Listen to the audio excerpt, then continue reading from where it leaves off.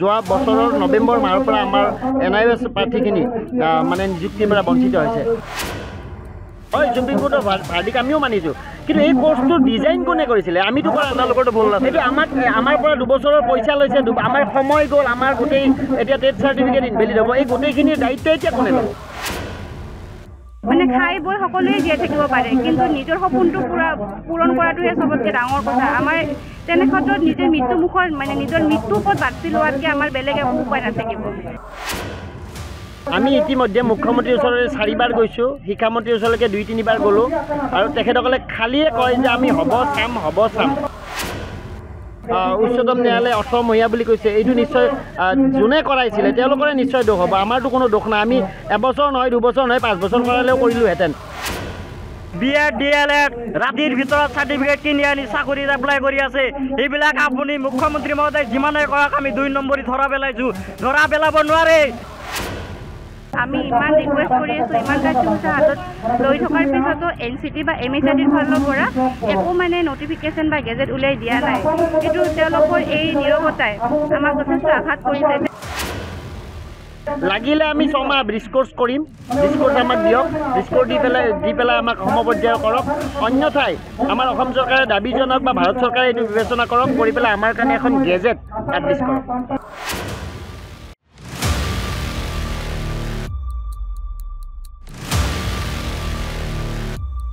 নমস্কাৰ, আমি প্ৰথমতে প্ৰেছ কাৰেণ্টৰ সন্মানীয় সংবাদ কৰ্মীসকলকে ধন্যবাদ জ্ঞাপন কৰিছোঁ। আপোনালোকে জানে যে 2017 পৰা 19 বৰ্ষত আমি ভাৰত চৰকাৰৰ এটা আদেশ অনুযায়ী গোটেই প্ৰাথমিক বিদ্যালয়ত কৰ্মৰত শিক্ষাগুৰুসকলৰ মানে প্ৰশিক্ষণ বাধ্যতামূলক হোৱাত আমি NIOS মানে ইনষ্টিটিউশ্যনৰ জৰিয়তে এই DLEd পাঠ্যক্ৰম আমি সম্পন্ন কৰোঁ। কিন্তু তেতিয়াৰ পৰা 2023 চনৰ নৱেম্বৰ মাহলৈকে আমাৰ এই মানে ডিগ্ৰীটো ভেলিড আছিলে। আমাৰ ডিগ্ৰী মতে লৈ পেলাই প্ৰায় 30,000 প্ৰাৰ্থী ইতিমধ্যে চাকৰি পাইছে অসম চৰকাৰৰ বিভিন্ন বিভাগত। কিন্তু এতিয়া কথা হ'ল 2023 চনৰ নৱেম্বৰ মাহত আমাৰ এটা সুপ্ৰিম কোৰ্টৰ ভাৰ্ডিক ওলাল, আৰু এই ভাৰ্ডিকটোত আমাক মানে মহামান্য সুপ্ৰিম কোৰ্টে আমাক 18 মহীয়া বুলি ডিক্লেয়াৰ কৰিলে। কিন্তু আপোনালোকে জানে তাতে আমি এডভাৰটাইজমেণ্টখন দেখাইছোঁ, তাতে 2 বছৰীয়া কোৰ্চ বুলি আছিলে, আৰু 2 বছৰীয়া বুলি আমি ইয়াতে সংলগ্ন হৈছিলোঁ। কিন্তু এতিয়া কথা হ'ল যেতিয়া 2 বছৰীয়াটো 18 মহীয়া হৈ গ'ল, আমি নতুন নিযুক্তিৰ পৰা বঞ্চিত হ'ব লগা হ'ল। আৰু এই যোৱা বছৰৰ নৱেম্বৰ মাহৰ পৰা আমাৰ NIOS প্ৰাৰ্থীখিনি মানে নিযুক্তিৰ পৰা বঞ্চিত হৈছে। আপোনালোকে জানে যে গোটেই অসমত প্ৰায় 1,01,765 জন প্ৰাৰ্থী NIOSৰ জৰিয়তে DLEd সম্পন্ন কৰিছিল। তাৰ ভিতৰত ইতিমধ্যে 30,000 চাকৰি পাইছে, বাকী 70,000ৰ প্ৰায় 4,000 পৰা 5,000 টেট কোৱালিফাই এতিয়াও আছে, তেওঁলোকে এতিয়ালৈকে চাকৰি পাবলৈ সক্ষম হোৱা নাই। এতিয়া একেধৰণৰ মানে কোৰ্চ লৈ পেলাই কিছুমানে চাকৰি পালে আৰু কিছুমানৰ কাৰণে ইনভেলিড। এইটো এটা মানে বিৰাট ডাঙৰ চিন্তা হৈছে, আমাৰ কাৰণে এটা সমস্যা হৈছে যে একেটা গভমেণ্টে কৰা এটা কোৰ্চ কেনেকৈ ইনভেলিড হ'ব পাৰে। আৰু দ্বিতীয় কথাটো হ'ল কি, আমি এই মুহূৰ্তত দাবী জনাব বিচাৰিছোঁ, যিহেতু আমাক মহামান্য উচ্চতম ন্যায়ালয়ে 18 মহীয়া বুলি কৈছে, এইটো নিশ্চয় যোনে কৰাইছিলে তেওঁলোকৰে নিশ্চয় দোষ হ'ব, আমাৰতো কোনো দোষ নাই। আমি এবছৰ নহয়, 2 বছৰ নহয়, 5 বছৰ কৰালেও কৰিলোহেঁতেন। কিন্তু তেখেতসকলে আমাক এটা অৰ্ডাৰ দি পেলাই 18 মাহতে কমপ্লিট কৰিব লাগে মানে পাৰি বুলি আমাক কৰালে, আৰু এতিয়া আমি বিপদত পৰি আছোঁ, তেওঁলোকে আমাৰ ফালে চকু মেলি চোৱা নাই। গতিকে আমি এই মুহূৰ্তত আজি 7 ঘণ্টীয়া যি অনশনৰ জৰিয়তে আমি মহামান্য আমাৰ সন্মানীয় মুখ্যমন্ত্ৰী মহোদয় আৰু সন্মানীয় আমাৰ নৰেন্দ্ৰ মোদীৰ লগতে কেন্দ্ৰীয় শিক্ষামন্ত্ৰীলৈকে এটা আবেদন জনাব বিচাৰিছোঁ, আমাৰ কাৰণে এখন গেজেট প্ৰকাশ কৰক। তেওঁলোকে গেজেট প্ৰকাশ কৰি 2 বছৰীয়া পাঠ্যক্ৰমটো আমাৰ 18 মহীয়াটো 2 বছৰীয়াৰ লগত এক সমপৰ্যায়ৰ বুলি ডিক্লেয়াৰ কৰক। অন্যথা আমাৰ কাৰণে এটা 6 মহীয়া ব্ৰিজ কোৰ্চ কৰাই হ'লেও আমাক মানে নতুন নিযুক্তিৰ কাৰণে যাতে মান্য ঘোষণা কৰে। কিমান প্ৰাৰ্থী আছিল মানে 18 মহীয়া কোৰ্চ কৰাৰ? আমাৰ অসমত টোটেল 1,01,765 জন প্ৰাৰ্থী NIOSৰ জৰিয়তে DLEd কৰিছে। তাৰ ভিতৰত 30,000 অলৰেডি টেট কোৱালিফাই হৈ পেলাই তেওঁলোকে চাকৰি পালে, আৰু বাকী এতিয়া আমাৰ প্ৰায় 5,000 মানুহ আছে যিসকলে টেট কোৱালিফাই হৈছে কিন্তু চাকৰি পোৱা নাই, আৰু বাকী টোটেল 65,000 NIOS DLEd সংলগ্ন কৰা টেট কোৱালিফাই নোহোৱা প্ৰাৰ্থী আমাৰ লগত আছে। এই 18 মহীয়া কোৰ্চটো কেতিয়া কেনেকৈ কি বিজ্ঞাপন ওলাইছিল আৰু তেতিয়া কি কোৱা হৈছিল বিজ্ঞাপন? 18 মহীয়া কোৰ্চ এইটো 2017ত এইটো বিজ্ঞাপন ওলাইছিলে, আৰু সেইখিনি সময়ত একচুৱেলি ৰাইট টু এডুকেশ্যনৰ যোনটো এক্ট আছে তাতে ষ্টুডেণ্টসকলক ট্ৰেইন টিচাৰৰ দ্বাৰা শিক্ষা গ্ৰহণ কৰা সিহঁতৰ ৰাইট আছে। আৰু ভাৰতবৰ্ষত যথেষ্ট সংখ্যক শিক্ষক আছিলে যিসকল ট্ৰেইন নহয়, আৰু কেন্দ্ৰীয় চৰকাৰৰ পৰা এইটো এটা নটিফিকেশ্যন জাৰি কৰিছিলে যে 2019 মাৰ্চ মাহৰ 31 তাৰিখৰ ভিতৰত সকলো টিচাৰ প্ৰাইভেট হওক গভৰ্ণমেণ্ট হওক সেইটো কথা নাই, সকলো টিচাৰ ট্ৰেইন হ'ব লাগিব। আজি অতদিনে আমাৰ অসম চৰকাৰে টিচাৰ এপইণ্টমেণ্ট কৰি আছিলে আমাৰ একেখন চাৰ্টিফিকেটেদি, কিন্তু আজি এই সুপ্ৰিম কোৰ্টৰ ভাৰ্ডিক্টটো ওলোৱাৰ পিছত চলিত বৰ্ষৰ জানুৱাৰী 2 বৰ্ষত আমাক অসম চৰকাৰে ডাইৰেক্ট ইনভেলিড বুলি কৈ দিছে। আমি ফ্ৰেছ ৰিক্ৰুটমেণ্টৰ কাৰণে ভেলিড নহয়। আপুনি ইতিমধ্যে টেট উত্তীৰ্ণ হৈছে, হয় মানে আপুনি এতিয়া সুপ্ৰিম কোৰ্টৰ ভাৰ্ডিক্টটোৰ কাৰণে আপুনি এতিয়া নিযুক্তিৰ পৰা বঞ্চিত হৈ ৰ'ব লগা হৈছে। হয় ছাৰ।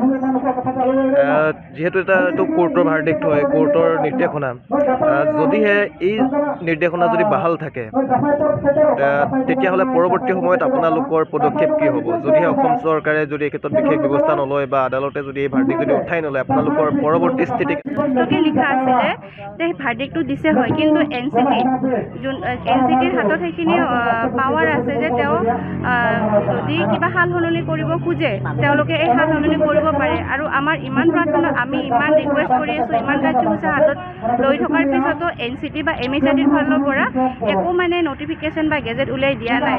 এইটো তেওঁলোকৰ এই নীৰৱতাই আমাক যথেষ্ট আঘাত কৰিছে। তেওঁলোকে একো নকয়, আমাক ভেলিড বুলিও নকয়, ইনভেলিড বুলিও নকয়।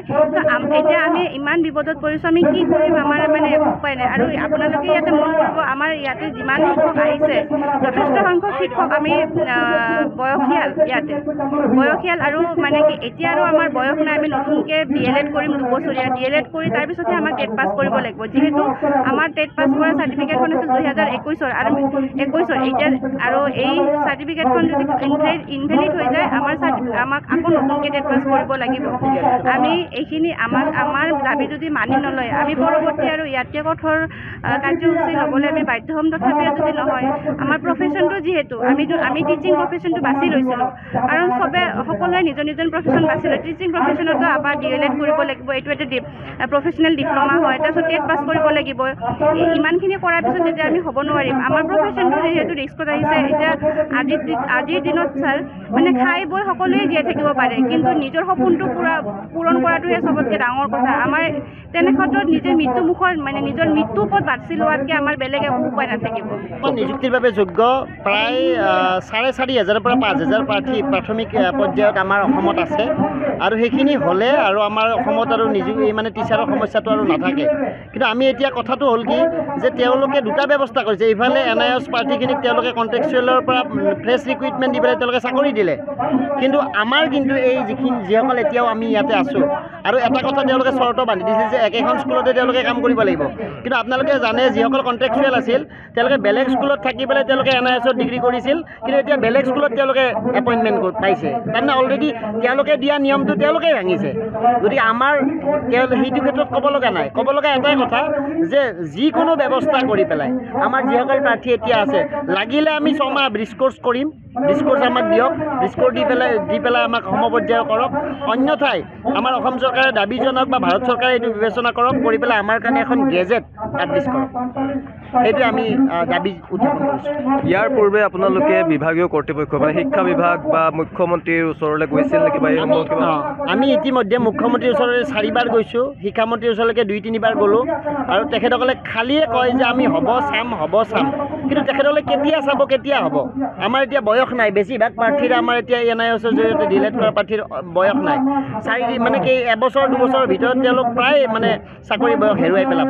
গতিকে আমি সেইকাৰণে আহ্বান জনাইছোঁ, যিসকল প্ৰাৰ্থী এনেকৈ বঞ্চিত হৈছে তেখেতসকলৰ কাৰণে একদম মানে টানি অনুৰোধ জনাইছোঁ, চৰকাৰে বা মানে প্ৰশাসনে এইটো এটা ব্যৱস্থা কৰক আৰু আমাৰ এইখিনিক ন্যায় প্ৰদান কৰক। মানে বাৰম্বাৰ আপোনালোক মন্ত্ৰীৰ ওচৰলৈ যোৱাৰ পিছতো, মুখ্যমন্ত্ৰীৰ ওচৰলৈ যোৱাৰ পিছতো, শিক্ষা বিভাগৰ ওচৰলৈ যোৱাৰ পিছতো তেওঁলোকে বস্তুটো গুৰুত্ব প্ৰদান কৰা নাই, একদমেই গুৰুত্ব প্ৰদান কৰা নাই। আপোনালোকে জানে আমি বিগত মাহত মানে মুখ্যমন্ত্ৰীক লগ কৰিছোঁ, শিক্ষামন্ত্ৰীক লগ কৰিছোঁ। তেওঁলোকে এটা কথা বাৰে বাৰে কয় যে সুপ্ৰিম কোৰ্টৰ ভাৰ্ডিক্ট হয়, সুপ্ৰিম কোৰ্টৰ ভাৰ্ডিক্ট আমিও মানিছোঁ, কিন্তু এই কোৰ্চটো ডিজাইন কোনে কৰিছিলে? আমিতো কৰা, আপোনালোকৰতো ভুল নাছিল। এইটো আমাৰ পৰা 2 বছৰৰ পইচা লৈছে, আমাৰ সময় গ'ল, আমাৰ গোটেই এতিয়া টেট চাৰ্টিফিকেট ইনভেলিড হ'ব। এই গোটেইখিনিৰ দায়িত্ব এতিয়া কোনে ল'ব?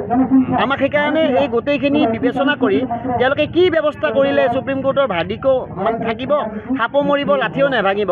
সুপ্ৰিম কোৰ্টৰ ভাৰ্ডিক্টৰ লগত সুপ্ৰিম কোৰ্টে ডাইৰেক্ট কৈছে যে NCT will determine what is the minimum level of qualification. তাত লিখা আছে যিহেতু NCT NCT ইয়াৰ সম্পূৰ্ণ আমাৰ অভিভাৱক, গতিকে NCTৰ জৰিয়তে এখন গেজেট পাব্লিছ কৰিলে আমাৰ গোটেই মানে প্ৰায় ভাৰতবৰ্ষৰ 14 লাখ, অসমৰ 1 লাখ প্ৰাৰ্থীৰ মানে সমস্যাটো দূৰ হয়। গতিকে আমি আশা কৰিছোঁ আপোনালোকৰ জৰিয়তে যে অনতিপলমে ভাৰত চৰকাৰ, অসম চৰকাৰে এই বিষয়টো এটা নিশ্চিত পদক্ষেপ তেখেতসকলে গ্ৰহণ কৰক। যদি আপুনি দুখীয়াৰ পক্ষ থিয় হৈ আছে, আজি কেলেংকাৰী BEd DLEd ৰাতিৰ ভিতৰত চাৰ্টিফিকেট কিনি আনি চাকৰিত এপ্লাই কৰি আছে, এইবিলাক আপুনি মুখ্যমন্ত্ৰী মহোদয় যিমানে কৰক আমি 2 নম্বৰী ধৰা পেলাইছোঁ। ধৰা পেলাব নোৱাৰে, সিহঁতে চাৰ্টিফিকেট সেনেকৈ কিনি আনে, একদম অৰিজিনেল বনাই আনে। আপুনি যিমানে কৰক ডুপ্লিকেট চাৰ্টিফিকেট ধৰি আনিছোঁ। আৰু এটা কথা, BTRত গুৱাহাটী হাইকোৰ্টে এটা অৰ্ডাৰ দিছিল, ইণ্টিম অৰ্ডাৰ, যেতিয়ালৈকে সুপ্ৰিম কোৰ্টৰ ফাইনেল ডিচিজন নাহে ৰিভিউ পিটিশ্যনৰ, তেতিয়ালৈকে আমাক হোল্ড কৰি ৰাখিব। কিন্তু দুৰ্ভাগ্যজনক কথা, তাত কোনো ধৰণৰ প্ৰভিজনেল লিষ্ট দিয়া নাই, ডাইৰেক্ট ফাইনেল লিষ্ট দিছে। তাৰ পিছদিনা এপইণ্টমেণ্ট লেটাৰ দিছে, য'ত নেকি আমি কণ্ডেম কেছ কৰিবলৈ সক্ষম হোৱা নাই। তাত আমাৰ ইণ্টিম অৰ্ডাৰটো এনেই গ'ল। তাৰ মানে কি গুৱাহাটী হাইকোৰ্টৰ কোনো মূল্য নাই নেকি? যদি মূল্য নাই, তেতিয়াহ'লে হাইকোৰ্টে আমাক কিয় এনেকুৱা এটা অৰ্ডাৰ দি আমাক আশাৰ বতৰা দি থৈছিল? আমি সেই একেই ফলাফল পাম নেকি? DW অধীনত যিখিনি নিযুক্তি পাবলগীয়া কেণ্ডিডেট আছে, শিক্ষামন্ত্ৰী মহোদয় আমাক বঞ্চিত নকৰিব। আপোনাৰ পৰা আমি আশাবাদী, যাতে আমাক ইণ্টিম অৰ্ডাৰটো মানি আমাক কমচে কম হল কৰি ৰখাৰ ব্যৱস্থা কৰে, যেতিয়ালৈকে সুপ্ৰিম কোৰ্টৰ ৰিভিউ পিটিশ্যন বা ট্ৰেন্সফাৰ ফাইলৰ কোনো ফাইনেল ডিচিশ্যন নাহে। আমি আপোনাক কোৱা নাই আপুনি আমাক চাকৰি দিবই লাগিব, কমচে কম আপুনি আমাক হোল্ড কৰি ৰখাৰ ব্যৱস্থা কৰক, নহ'লে আমি অনশন নহয়, লাগিলে আমি মৰিবলৈ সাজু আছোঁ আৰু একেলগে মৃত্যুবৰণ কৰিবলৈ সাজু। আজি অনশন আৰম্ভ হৈছে, আমাৰ জীৱন এতিয়া তিলে তিলে ৰাতি টোপনি নোহোৱা হৈ গৈছে।